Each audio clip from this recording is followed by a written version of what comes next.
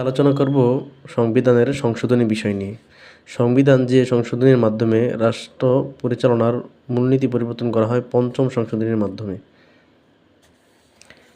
বাংলাদেশের জাতীয় সংসদের প্রথম যে বিদেশি রাষ্ট্রপ্রধান ভাষণ প্রদান করেন যুগোস্লাভিয়ার রাষ্ট্রপ্রধান। ইসলামকে বাংলাদেশের রাষ্ট্রধর্ম ঘোষণা করা হয় 1988 সালে। বাংলাদেশ সংসদীয় গণতন্ত্রের উত্তরণ ঘটে 6 আগস্ট 1991। সংবিধানের দ্বাদশ সংশোধনী গৃহীত হয় 1991 সালে। বাংলাদেশের সংবিধান দ্বাদশ সংশোধনীর বিষয়বস্তু ছিল সংসদীয় সরকার ব্যবস্থা। সংবিধানের যে সংশোধনীর দ্বারা বাংলাদেশের উপরাষ্ট্রপতির পদ বিলুপ্ত করা হয়, দ্বাদশ সংশোধনীর দ্বারা উপরাষ্ট্রপতির পদ বিলুপ্তি করা হয়। বাংলাদেশের সরকার পদ্ধতি সংসদীয় গণতন্ত্র।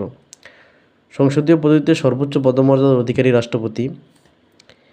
বাংলাদেশের রাষ্ট্রপতির ব্যক্তিগত নিরাপত্তা বাহিনীর নাম হচ্ছে প্রেসিডেন্ট গার্ড রেজিমেন্ট। বাংলাদেশের জাতীয় সংসদের 300তম আসন বান্দরবন।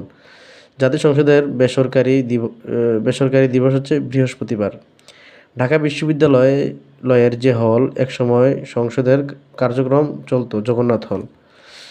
বাংলাদেশের জাতীয় সংসদ ভবনটি 9 তলা বিশিষ্ট।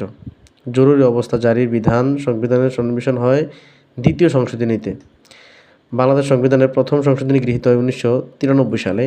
বাংলাদেশ সংবিধানের প্রথম সংশোধনীর উদ্দেশ্য ছিল 93,000 যুদ্ধবন্দীর বিচার অনুষ্ঠান।